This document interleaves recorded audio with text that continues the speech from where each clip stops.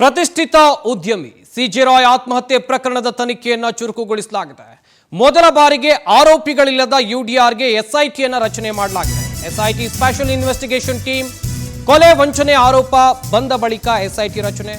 ಇದೇ ಮೊದಲ ಬಾರಿಗೆ ಆರೋಪಿಗಳಿಲ್ಲದ ಕೇಸ್ಗೆ ಎಸ್ಐಟಿಯನ್ನು ರಚನೆ ಮಾಡಲಾಗಿದೆ.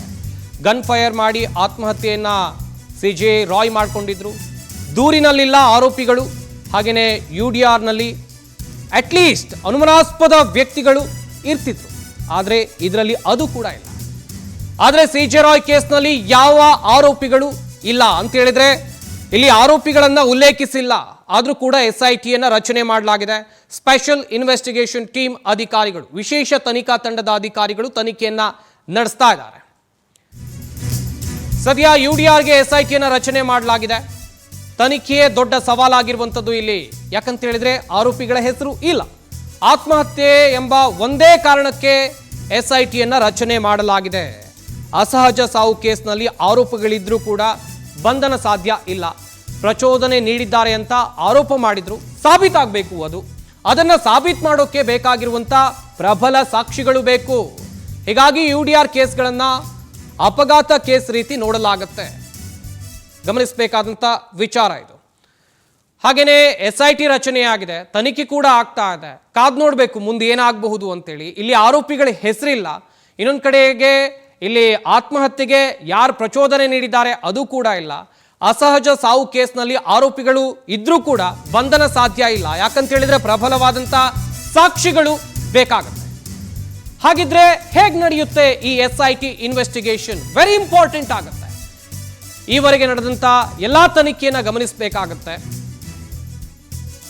ಹಾಗೆಯೇ ಯಾರನ್ನಾದರೂ ವಿಚಾರಣೆ ಮಾಡಲಾಗಿದೆ ಅನ್ನೋ ಬಗ್ಗೆ ಪರಿಶೀಲನೆ ಆಗುತ್ತೆ. FSL ಹಾಗೆಯೇ ಪೋಸ್ಟ್ ಮಾರ್ಟಮ್ ವರದಿಗಳ ಬಗ್ಗೆ ಪರಿಶೀಲನೆ ಕೂಡ ಆಗುತ್ತೆ. ಟೆಕ್ನಿಕಲ್ ಟೀಮ್ನಿಂದ ಮೊಬೈಲ್ ಸರ್ಚಿಂಗ್ ಅಂತ ಹೇಳಿದ್ರೆ ಕಾಲ್ ಡೀಟೇಲ್ಸ್ ಇದೆಲ್ಲವನ್ನೂ ಕೂಡ ಕಲೆ ಹಾಕ್ತಾರೆ. CDR ಅನಾಲಿಸಿಸ್ ಮಾಡ್ತಾರೆ.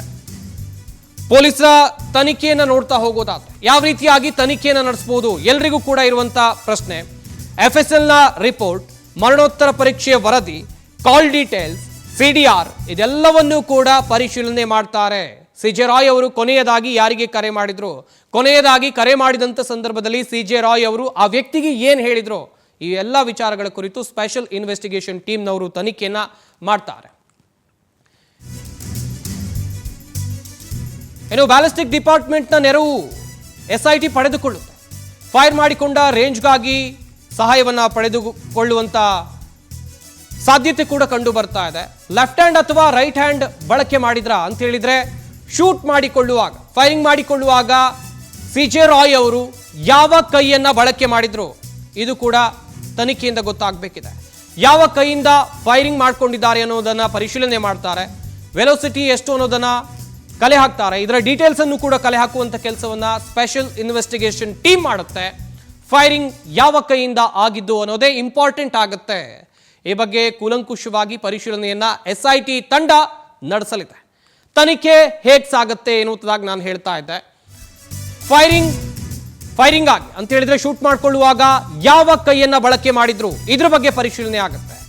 ಸಿಜೆ ರಾಯ್ಗಿರುವಂತ ಉದ್ಯಮ ಯಾರಾದರೂ ಇದಕ್ಕೆ ಇನ್ವೆಸ್ಟ್ ಮಾಡಿದ್ರ, ಫೈನಾನ್ಷಿಯಲಿ ರಾಯ್ಗೆ ಏನಾದರೂ ಕಿರಿಕ್ ಆಗಿತ್ತಾ ಹಣಕಾಸು ವಿಚಾರದಲ್ಲಿ, ಈ ಕುರಿತಂತೆಯೂ ಕೂಡ ತನಿಖೆ ಆಗುತ್ತೆ.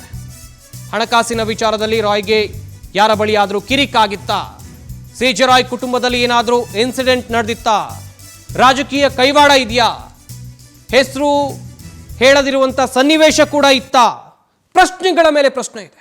ಹಲವು ಆಯಾಮಗಳಲ್ಲಿ ಎಸ್ಐಟಿ ಅಧಿಕಾರಿಗಳು ತನಿಖೆಯನ್ನು ನಡೆಸ್ತಾರೆ. ಒಂದು ರೀತಿ ಸವಾಲಿನ ಕೆಲಸ ಎಸ್ಐಟಿ ಅವರಿಗೆ. ಕಾದು ನೋಡಬೇಕು ಯಾವ ರೀತಿಯಾಗಿ ತನಿಖೆಯನ್ನ ನಡೆಸ್ತಾರೆ ಅಂತೇಳಿ. ಈ ಬಗ್ಗೆ ಇನ್ನಷ್ಟು ಮಾಹಿತಿಯನ್ನು ಕೊಡ್ತಾರೆ ನಮ್ಮ ಪ್ರತಿನಿಧಿ ವೆಂಕಟೇಶ್. ನೇರ ಸಂಪರ್ಕದಲ್ಲಿ ಜಾಯ್ನ್ ಆಗ್ತಾ ಇದ್ದಾರೆ. ವೆಂಕಟೇಶ್, ಸ್ಪೆಷಲ್ ಇನ್ವೆಸ್ಟಿಗೇಷನ್ ಟೀಮ್ಗೆ ಸಿಜೆ ರಾಯ್ ಅವರ ಆತ್ಮಹತ್ಯೆ ಪ್ರಕರಣದ ತನಿಖೆ ಸವಾಲಿನ ಕೆಲಸ ಎನ್ನುವಂತ ಒಂದಷ್ಟು ವಿಚಾರಗಳು ಪದೇ ಪದೇ ಕೇಳಿ ಬರ್ತಾ ಇದೆ. ಯಾಕಂತ ಹೇಳಿದ್ರೆ ಇಲ್ಲಿ ಆರೋಪಿಗಳ ಹೆಸರಿಲ್ಲ. ಹಾಗೇನೆ ಈ ಪ್ರಕರಣದ ತನಿಖೆ ಯಾವ ರೀತಿಯಾಗಿ ಸಾಗಬಹುದು?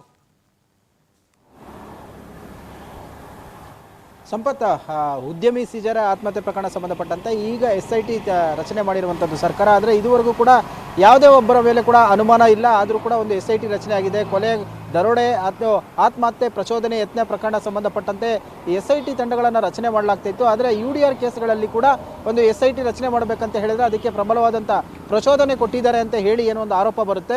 ಅವರ ವಿರುದ್ಧ ಕೂಡ ಸಾಕ್ಷಿಗಳು ಬೇಕಾಗುತ್ತೆ. ಆ ಸಾಕ್ಷಿಗಳ ಆಧಾರದ ಮೇಲೆ ಅವರ ವಿರುದ್ಧ ಕೂಡ ಒಂದು ಕೇಸನ್ನು ದಾಖಲಿಸಿಕೊಳ್ಳಬಹುದು. ಅಪಘಾತಗಳಂಥ ಕೇಸ್ಗಳ ರೀತಿಯಲ್ಲಿ ಈ ಒಂದು UDR ಕೇಸನ್ನು ದಾಖಲಾಗಿರುವಂಥದ್ದು. ಸದ್ಯ ಈಗ ಈ ಒಂದು ಕೇಸ್ಗೆ ಯಾವುದೇ ರೀತಿಯಾದಂತಹ ಆರೋಪಿಗಳಿಲ್ಲ, ಬದಲಾಗಿ ಈಗ SIT ಯನ್ನು ರಚನೆ ಮಾಡಿದ್ದಾರೆ. ಇನ್ನು SIT ತಂಡದ ಅಧಿಕಾರಿಗಳ ಕಾರ್ಯ ಏನಂತ ಹೇಳಿದ್ರೆ ಈ ಕೊಲೆಗೆ ಪ್ರಮುಖ ಕಾರಣ ಏನೇನೋದ್ರ ಬಗ್ಗೆ ಮಾಹಿತಿಯನ್ನು ಕಲೆ ಹಾಕಬೇಕಾಗುತ್ತೆ. ಹಾಗಾಗಿ ಅವರ ಕುಟುಂಬಸ್ಥರಾಗಿರ್ಬೋದು, ಅವರ ಆಪ್ತರಾಗಿರ್ಬೋದು, ಬಿಸ್ನೆಸ್ ಪಾರ್ಟ್ನರ್ಗಳಾಗಿರ್ಬೋದು, ಇವರನ್ನ ವಿಚಾರಣೆ ಮಾಡುವಂಥ ಕೆಲಸವನ್ನು ಮಾಡ್ತಾರೆ.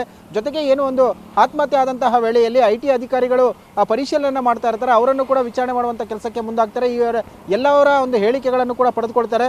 ಈ FSL ರಿಪೋರ್ಟ್ ಏನಿರುತ್ತೆ ಅದು ಕೂಡ ಪ್ರಮುಖವಾಗುವಂಥದ್ದು. CDR ಆಗಿರ್ಬೋದು, ಪೋಸ್ಟ್ ಮಾರ್ಟಮ್ ರಿಪೋರ್ಟ್ ಆಗಿರ್ಬೋದು, ಎಲ್ಲವನ್ನು ಕೂಡ ತಾಳೆ ನೋಡಲಾಗುತ್ತೆ. ಎಲ್ಲವೂ ಕೂಡ ವರದಿ ಬಂದ ನಂತರ ಇದಕ್ಕೆ ಒಂದು ಪುಷ್ಟಿ ನೀಡುವಂಥದ್ದು ಮತ್ತು ಇನ್ವೆಸ್ಟಿಗೇಷನ್ ಸಾಗ್ತಾ ಹೋಗುತ್ತೆ. ಇದರ ಜೊತೆಗೆ ಬ್ಯಾಲಿಸ್ಟಿಯನ್ ಏನಂತ ಒಂದು ಸ್ಪೆಷಲ್ ಡಿಪಾರ್ಟ್ಮೆಂಟ್ ಏನಿದೆ ಅದನ್ನು ಕೂಡ ಈ ಒಂದು ಪ್ರಕರಣಕ್ಕೆ ಬಳಕೆ ಮಾಡ್ಕೊಳ್ತಾರೆ. ಅಂದರೆ ಈಗ ಮೃತಪಟ್ಟಿರುವಂಥ ಸೀಜರ್ ಲೆಫ್ಟ್ ಹ್ಯಾಂಡೆಡ್ ಆ ರೈಟ್ ಹ್ಯಾಂಡೆಡ್, ಅಂದರೆ ಯಾವ ಒಂದು ಕೈಯನ್ನು ಹೆಚ್ಚಾಗಿ ಬಳಕೆಯನ್ನು ಮಾಡ್ಕೊಳ್ತಾ ಇದ್ರು, ಅವರು ಒಂದು ವೇಳೆ ರೈಟ್ ಹ್ಯಾಂಡೆಡ್ ಆಗಿದ್ದರೆ ಲೆಫ್ಟ್ ಹ್ಯಾಂಡನ್ನು ಬಳಸಿ ಒಂದು ಗುಂಡನ್ನು ಆರಿಸಿಕೊಂಡು ಮೃತಪಟ್ಟರೆ ಆತ್ಮಹತ್ಯೆಯನ್ನು ಮಾಡಿಕೊಂಡ್ರೆ ಅನ್ನೋದ್ರ ಬಗ್ಗೆ ಕೂಡ ತನಿಖೆಯನ್ನು ಮಾಡಬೇಕು. ಅದನ್ನು ಕೂಡ ಆ ಒಂದು ಆ್ಯಂಗಲ್ನಲ್ಲೂ ಕೂಡ ತನಿಖೆಯನ್ನು ಮಾಡ್ತಾರೆ. ಅದು ರಿಪೋರ್ಟನ್ನು ಕೂಡ ಪಡೆದುಕೊಳ್ತಾರೆ. ಅದಾದ ಬಳಿಕ SIT ಅಧಿಕಾರಿಗಳು ತನಿಖೆಯನ್ನು ಮುಂದುವರಿಸ್ತಾ ಹೋದಂತೆ ಪ್ರಮುಖ ಕಾರಣ ಏನು, ಈ ಎಲ್ಲವೂ ವರದಿಗಳು ಬಂದ ನಂತರ ಅವರು ಪ್ರಮುಖ ಕಾರಣ ಏನು, ಯಾಕೆ ಅವರು ಆತ್ಮಹತ್ಯೆಯನ್ನು ಮಾಡಿಕೊಂಡ್ರು, ಅಂದರೆ ಉದ್ಯಮದಲ್ಲಿ ಏನಾದರೂ ಅವರಿಗೆ ಕಿರಿಕಾಗಿತ್ತಾ, ಯಾರಿಂದಾದರೂ ಬೆದರಿಕೆ ಬಂದಿತ್ತಾ, ರಾಜಕೀಯ ವ್ಯಕ್ತಿಗಳ ಪರವಾಗಿ ಇವರು ಏನಾದರೂ ಬೇನಾಮಿಯನ್ನು ಆಗಿದ್ರಾ, ಹಾಗೂ ಈ ಇನ್ವೆಸ್ಟಿಗೇಷನ್ ಮಾಡಿದಂತಹ ಸಂದರ್ಭದಲ್ಲಿ ಜೊತೆಗೆ ಹಣವನ್ನು ಹೂಡಿಕೆ ಇರೋದ್ರಿಂದಾಗಿ ತಮ್ಮ ಹೆಸರನ್ನು ಎಲ್ಲೂ ಹೇಳಬಾರ್ದು ಈ ರೀತಿಯಾಗಿ ಕೇಳ್ತಾ ಇದ್ದಾರೆ ಅಂತೇಳಿ ಲಾಕರ್ನಲ್ಲಿ ಇಟ್ಟಂಥ ದಾಖಲೆಗಳು ಯಾವುದೋ ಒಂದು ಪರ್ಟಿಕ್ಯುಲರ್ ವ್ಯಕ್ತಿಗೆ ಸೇರಿದ್ದು, ಆ ವ್ಯಕ್ತಿಯ ಹೆಸರನ್ನ ಹೇಳಿ ಅಂತ ಹೇಳಿ IT ಅಧಿಕಾರಿಗಳೇನಾದರೂ ಒತ್ತಡವನ್ನು ಹಾಕಿದ್ರ, ಈ ಎಲ್ಲವನ್ನು ಕೂಡ ನೋಡಬೇಕಾಗುತ್ತೆ. ಸದ್ಯ ಈಗ SIT ಅಧಿಕಾರಿಗಳು ಕೂಡ ತನಿಖೆಯನ್ನು ಮುಂದುವರಿಸಿರುವಂತಹದ್ದು. ಸಂಪತ್, ಥ್ಯಾಂಕ್ ಯು ವೆಂಕಟೇಶ್ ತಮ್ಮೆಲ್ಲ ಡೀಟೇಲ್ಸ್ಗಾಗಿ.